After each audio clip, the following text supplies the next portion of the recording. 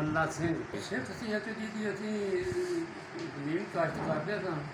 ਉਹਨੇ ਇੱਕ ਆਪਣਾ ਡੇਰਾ ਬਣਾਇਆ ਸੀ, ਬਸਤੀ ਬਣਾਈ ਸੀ, ਜਿਹਨੇ ਚਾਰ ਚੁਫੇਰੇ ਦੀਵਾਰ ਬਣਾ ਕੇ ਦੋ ਗੇਟ ਰੱਖੇ ਤੇ ਛੋਟਾ ਤੇ ਵੱਡਾ। ਵੱਡੇ ਗੇਟ ਦੇ ਬਾਹਰ ਮਸਜਿਦ ਬਣਵਾਈ ਸੀ, ਇੱਕ ਪਾਸੇ ਦੂਸਰੇ ਪਾਸੇ ਮਿਸਤਰੀਆਂ ਦਾ ਦੁਕਾਨ ਸੀ, ਉੱਥੇ ਲੋਕ ਬਹਿੰਦੇ ਸਨ। ਅਤੇ ਜਦੋਂ ਅਜ਼ਾਨ ਹੁੰਦੀ ਸੀ ਸਾਨੂੰ ਨਹੀਂ ਮੈਨੂੰ ਪਤਾ ਛੋਟੇ ਹੁੰਦੇ ਵੀ ਉਹ ਅਜ਼ਾਨ ਜਿਹੜੇ ਉਹਨਾਂ ਦੀ ਦਾਨਾ ਸਿੱਖ ਦਿੰਦਾ ਸੀ ਜਾਂ ਮੁਸਲਮਾਨ ਦਿੰਦੇ ਸਨ ਜਾਂ ਕੀ ਸੀ। ਉਹ ਮੁਸਲਮਾਨ ਜਦੋਂ ਬੈਠਾ ਰਹਿੰਦਾ ਸੀ ਅਤੇ ਉਹਨੂੰ ਗੁੱਸੇ ਹੁੰਦਾ ਸੀ ਕਿ ਤੂੰ ਜਾ ਕੇ ਨਮਾਜ਼ ਪੜ੍ਹਦਾ ਕਿਉਂ ਨਹੀਂ ਹੈਗਾ। ਫਿਰ ਜਦੋਂ ਰੋਜ਼ੇ ਆ ਜਾਂਦੇ ਸਨ ਉਦੋਂ ਉਹ ਮੁਸਲਮਾਨਾਂ ਨੂੰ ਪੁੱਛਣਾ ਕਿ ਤੇਰੇ ਕੋਲ ਮੱਝ ਗਾਂ ਕੋਲ ਦੁੱਧ ਹੈਗਾ ਕਿ ਨਹੀਂ। ਜਿਹਨੇ ਆਖਣਾ ਨਹੀਂ, ਉਹਨੂੰ ਆਖਣਾ ਕਿ ਤੂੰ ਮੇਰੀ ਮੱਝ ਲੈ ਜਾ। ਉਹ ਮੱਝਾਂ ਬਹੁਤ ਰੱਖਦੇ ਸਨ ਦਰਿਆ ਦਾ ਇਲਾਕਾ ਦੇ ਨੇੜੇ, ਉਹਨੂੰ ਮੱਝ ਦੇ ਦੇਣੀ ਸੂਈ ਹੋਈ ਦੁੱਧ ਦਿੰਦੀ। ਫਿਰ ਉਹਨੂੰ ਆਖਣਾ ਵੀ ਤੂੰ ਰੋਜ਼ੇ ਵੀ ਰੱਖਣੇ ਨੇ। ਫਿਰ ਉਹ ਜਾ ਕੇ ਨਿਗਰਾਨੀ ਵੀ ਕਰਦਾ ਜੀ।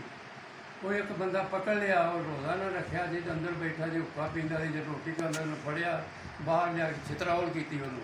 ਅੱਛਾ, ਉਹਨੇ ਸਿੱਖ ਨੇ ਇਹ ਸਿੱਖ ਦਾ ਕਾਰਨਾਮਾ ਔਰ ਮੈਂ ਵੇਖਿਆ ਇਹ ਛੋਟੇ ਹੁੰਦੇ ਰੋਜ਼ਾ ਨਾ ਰੱਖਣ ਤੈਨੂੰ ਮੱਝ ਵੀ ਦਿੱਤੀ ਹੈ ਮੈਂ, ਤੁਹਾਡਾ ਦੀਨ ਰੋਜ਼ੇ ਤੁਹਾਨੂੰ ਤਾਂ ਦਿੰਦਾ, ਨਮਾਜ਼ ਪੜ੍ਹਨ ਦਿੰਦਾ, ਤੁਸੀਂ ਕਿਉਂ ਨਹੀਂ ਪੜ੍ਹਦੇ ਕਰਦੇ।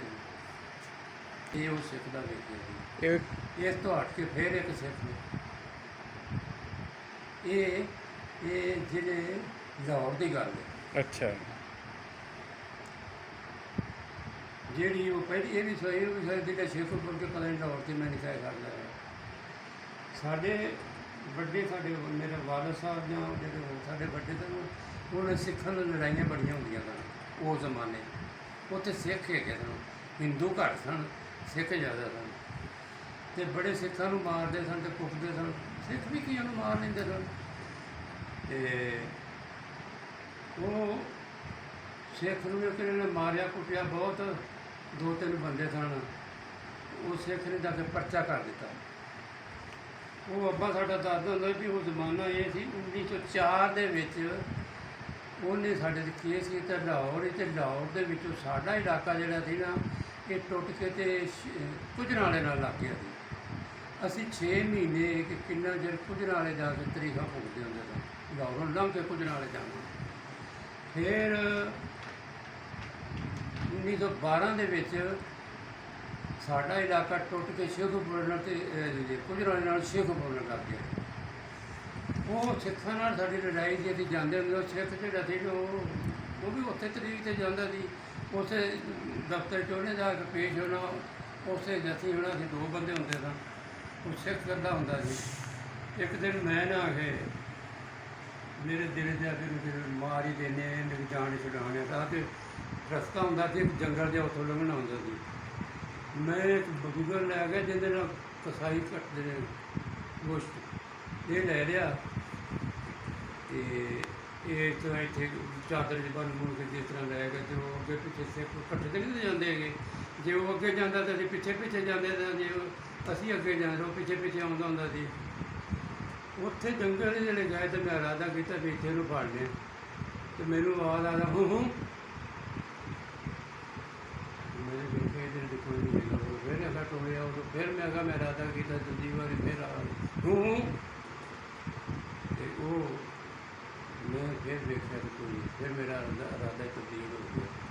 ਉਹ ਤਰੀਕ ਭੁਗਤ ਕੇ ਆਏ ਅਤੇ ਉਹ ਸਿੱਖ ਨੂੰ ਸੱਪ ਲੜਿਆ ਅਤੇ ਮਰ ਗਿਆ। ਅੱਛਾ, ਆਪੇ ਹੀ ਮਰ ਗਿਆ ਆਈ ਨਾਲ। ਉਹ ਸਿੱਖ ਦੀ ਗੱਲ ਸੁਣਾਈ ਉਸੇ ਸਿੱਖ ਦੀ ਸਾਡੀ ਵਾਲਦਾ ਨੇ। ਸਾਡੀ ਵਾਲਦਾ ਦੱਸਦੀ ਕਿ ਮੇਰੇ ਮੁਤਲਕ ਜਦੋਂ ਮੇਰੇ ਛੋਟਾ ਜਿਹਾ ਬੱਚਾ ਬਿਮਾਰ, ਉਹ ਜ਼ਮਾਨੇ 'ਚ ਉਹ ਘਰ ਦਾ ਹਕੀਮ ਡਾਕਟਰ ਨਹੀਂ ਤਾਂ ਹੁੰਦੇ ਹੈਗੇ। ਅਸੀਂ ਕੋਈ ਹਕੀਮ ਸੀ, ਉਹਦੇ ਕੋਲ ਲੈ ਕੇ ਗਈਆਂ 2 ਜਣੀਆਂ ਦੀ ਨਾਲ ਭਰਜਾਈ। ਅਤੇ ਉਹ ਸਿੱਖ ਜਿਹੜਾ ਸੀ ਨਾ ਉਹ ਮਗਰੋਂ ਰਲਿਆ ਸਾਨੂੰ ਘੋੜੇ 'ਤੇ ਲਗਾ ਜਾਂਦਾ। ਦੇਖਿਆ ਤਾਂ ਨਿੱਕੇ ਪਿੰਡ ਦੇ ਸਾਂ ਅਸੀਂ, ਜਿਹੜੇ ਲਗਾ ਸਾਨੂੰ ਮਾਰਿਆ ਜਾ ਕੇ ਔਰਤਾਂ ਡਰ ਗਈਆਂ। ਉਹ ਫਿਰ ਸਾਡੇ ਕੋਲੋਂ ਲੰਘ ਗਿਆ, ਉਹਨੇ ਸਾਨੂੰ ਕੁਝ ਵੀ ਨਹੀਂ ਆਖਿਆ, ਨਾ ਸਲਾਮਾਂ ਲੈ ਕੇ ਉਹਨਾਂ ਵਾਲੇ ਸੀ ਲੰਘ ਗਿਆ। ਥੋੜ੍ਹਾ ਜਿਹਾ ਪੰਜ ਜਾ ਕੇ ਨਾ ਅੱਗੇ 10-20 ਕਰਨ ਜਾਂ ਹੋਰ ਵੱਧ ਘੱਟ, ਉੱਥੇ ਜਾ ਕੇ ਘੋੜਾ ਉਹਨੇ ਡੱਕ ਦਿੱਤਾ। ਅਸੀਂ ਆਖਿਆ ਹੁਣ ਸਾਡੀ ਸਖਤੀ ਸਾਨੂੰ ਮਾਰੇ, ਸਾਡੇ ਨਾਲ ਵੈਰ ਪਏ ਨੇ, ਇੱਕ ਦੂਜੇ ਮਾਰਿਆ ਕੁੱਟਿਆ ਕੇਸ ਹੋਏ ਨੇ। ਅਤੇ ਉਹ ਜਿਸ ਵੇਲੇ ਉੱਥੇ ਖਲੋ ਰਿਹਾ ਸੀ, ਉੱਥੇ ਖਲੋ ਰਹੀ, ਉਹ ਆਖਣ ਲੱਗਾ ਭੈਣ ਤੁਸੀਂ ਆ ਜਾਓ।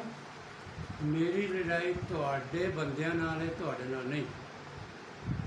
ਆਹ ਘੋੜਾ ਖਲੋਤਾ, ਘੋੜੀ ਸੀ ਜਾਂ ਘੋੜਾ ਸੀ, ਇਹਦੇ ਉੱਤੇ ਬਹਿ ਜਾਓ ਦੋਵੇਂ ਜਣੀਆਂ, ਤੇ ਉੱਥੋਂ ਕੀ ਕੋਲ ਚਲੀਆਂ ਜਾਓ, ਉੱਥੇ ਦਵਾਈ ਲੈ ਕੇ ਇੱਥੇ ਘੋੜੇ ਨੂੰ ਛੱਡ ਦਿਆ ਜੀ, ਰੱਸਾ ਇਹਦੇ ਗਲ 'ਚ ਪਾ ਦਿਆ ਜੀ, ਜਿੱਥੋਂ ਤੋਂ ਤੁਸੀਂ ਫੜਿਆ ਨੇ ਇੱਥੇ ਹੀ ਛੱਡ ਦਿਆ ਜੀ। ਅਸੀਂ ਡਰਦੀਆਂ ਆ ਗਏ ਨਾ ਉਹਦੇ ਕੋਲ, ਅਖੀਰ ਨੂੰ ਉਹਨੇ ਸਮਝਿਆ ਮੇਰੇ ਕੋਲ ਡਰਦੀਆਂ ਨੇ, ਉਹਨੇ ਘੋੜਾ ਬੰਨ੍ਹ ਦਿੱਤਾ ਤੇ ਆਪ ਚਲਾ ਗਿਆ। ਤੇ ਜਦੋਂ ਦੂਰ ਚਲਾ ਗਿਆ ਅਸੀਂ ਘੋੜਾ ਖੋਲ੍ਹਿਆ ਨੇ, ਅਸੀਂ ਅੱਗੇ ਨਾਮ ਵੀ ਖੋਲ੍ਹਿਆ ਕਿ ਮਤਾ ਸਾਨੂੰ ਇਸ ਗੱਲੋਂ ਨਾ ਮਾਰੇ।